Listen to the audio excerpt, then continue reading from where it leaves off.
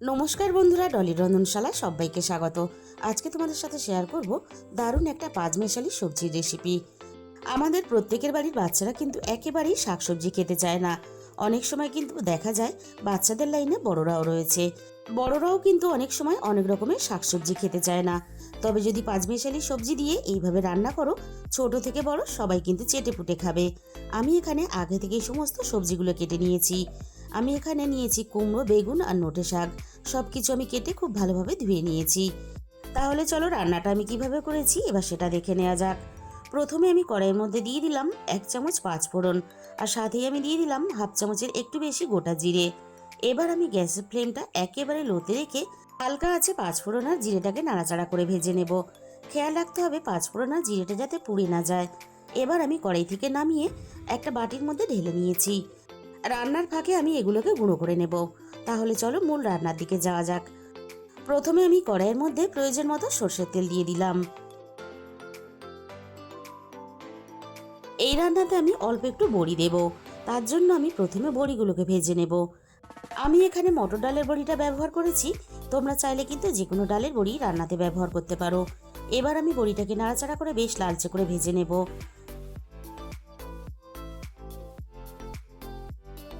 বড়িগুলো আমি বেশ ভালোভাবে ভেজে নিয়েছি। এবার আমি সমস্ত ভাজা বড়িগুলো কড়াই থেকে নামিয়ে নেব।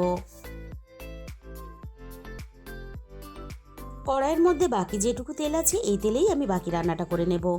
আমি তেলের মধ্যে ফোড়নে দিয়ে দিলাম অল্প একটু পাঁচফোড়ন, আর সাথেই আমি এখানে দিয়ে দেব দুটো শুকনো লঙ্কা। এবার আমি ফোড়নটাকে নাড়াচাড়া করে কয়েক সেকেন্ড ভেজে নেব, ফোড়ন থেকে সুন্দর মিষ্টি গন্ধ বেরোনো পর্যন্ত। ফোড়নটাকে আমি বেশ ভালোভাবে ভেজে নিয়েছি। এই রান্নার জন্য আমি আগে থেকে একটা মাঝারি সাইজের আলু কেটে রেখেছিলাম। এবার আমি আলুগুলো ভাজার জন্য তেলের মধ্যে দিয়ে দিলাম। প্রথমে আমি আলুগুলোকে নাড়াচাড়া করে একটু সময় নিয়ে বেশ ভালোভাবে লালচে করে ভেজে নেব। এই রান্নাতে যেহেতু খুব বেশি জল আমি ব্যবহার করব না, তাই আলুগুলোকে আমি বেশ ভালোভাবে ভেজে নেব। মিনিট 4-5 মতো নাড়াচাড়া করে আলুগুলোকে আমি ভেজে নিয়েছি। আলুর গায়ে দেখো একটা সুন্দর ভাজার কালার চলে এসেছে। এর থেকে বেশি আমি আর ভাজবো না। এবার আমি আলুর সাথে কেটে রাখা কুমড়োগুলো ভাজার জন্য দিয়ে দেব।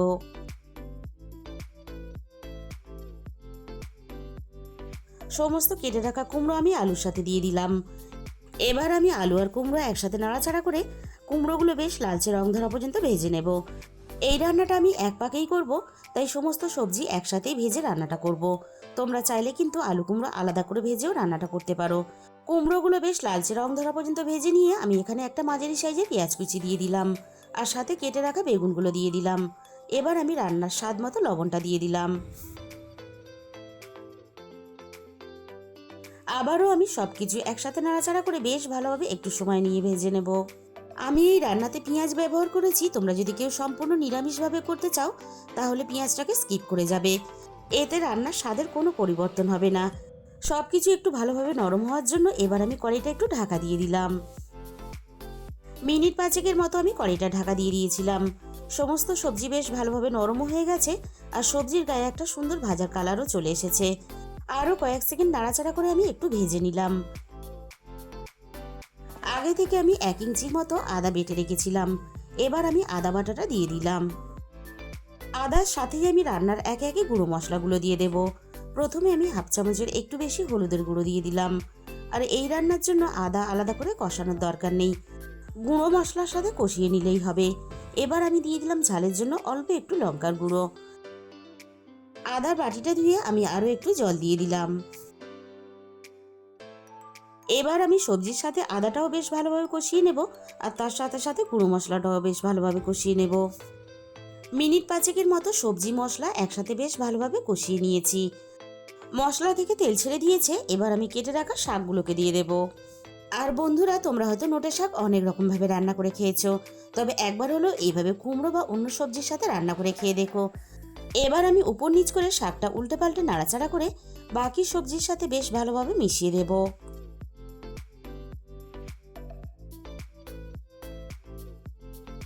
সবকিছু একসাথে নাড়াচাড়া করে বেশ ভালোভাবে মিশিয়ে দিয়েছি। শাকটা যাতে আরও একটু ভালোভাবে নরম হয়ে যায় তার জন্য আমি কড়াইটা আবারও একটু ঢাকা দিয়ে দিলাম। মিনিট 4-5 মতো আমি কড়াইটা ঢাকা দিয়ে দিয়েছিলাম। আর দেখো শাক থেকে বেশ অনেকটাই জল ছেড়ে দিয়েছে। আবারও আমি সবকিছু একসাথে নাড়াচাড়া করে আরও একটু রান্নাটা করে নেব। আমি আগেই বলেছি এই রান্নাতে আমি খুব বেশি জল ব্যবহার করব না। এই শাকের জলেই আমি 50%-এর মতো রান্নাটা করে নেব। আমি আরও একটু নাড়াচাড়া করে নিয়ে এবার আমি রান্নায় স্বাদ মতো চিনি দিয়ে দিলাম। চিনিটা আমি নাড়াচাড়া করে বেশ ভালোভাবে সব কিছুর সাথে মিশিয়ে দেব। আর এই রান্নাতে চিনি কিন্তু অবশ্যই ব্যবহার করবে। মিষ্টি হবে না, কিন্তু খেতে খুব ভালো লাগবে। রান্নাতে আমি যেহেতু বড়ি ব্যবহার করব, তার জন্য আমি ছোট বাটির 1 বাটি জল দিয়ে দিলাম। এবার আমি সমস্ত ভাজা বড়িগুলো দিয়ে দেব। অল্প একটু জল ব্যবহার না করলে তাহলে আবার বড়িগুলো সিদ্ধ হবে না, তাই অল্প একটু আমি জল ব্যবহার করলাম। এবার আমি বড়িগুলো নাড়াচাড়া করে সব কিছুর সাথে বেশ ভালোভাবে মিশিয়ে দেব।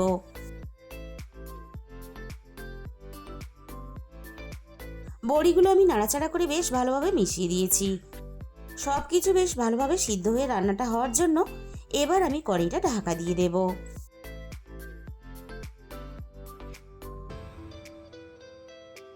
মিনিট 15-র মতো আমি রান্নাটা করে নিয়েছি।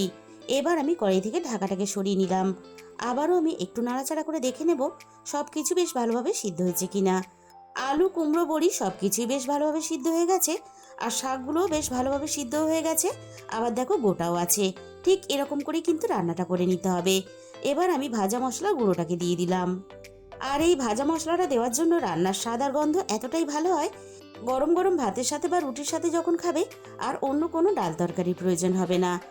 তাহলে বন্ধুরা, আজকের এই রেসিপিটা শেষ পর্যন্ত দেখার পরে তোমাদের যদি ভালো লেগে থাকে ভিডিওতে একটা লাইক করে দিও, আর বন্ধুদের মধ্যে শেয়ার করে দিও, আর কমেন্টের মাধ্যমে জানিও তোমাদের কেমন লাগলো। আর যে সমস্ত নতুন বন্ধুরা এখনও পর্যন্ত আমার চ্যানেলটা সাবস্ক্রাইব করোনি, এরকম নতুন ঘরোয়া সহজ রেসিপি পেতে আমার চ্যানেলটা সাবস্ক্রাইব করে আমার পাশে থাকার অনুরোধ রইল। আর তোমাদের মূল্যবান সময় দিয়ে এতক্ষণ রেসিপিটা দেখার জন্য তোমাদের সবাইকে অসংখ্য ধন্যবাদ।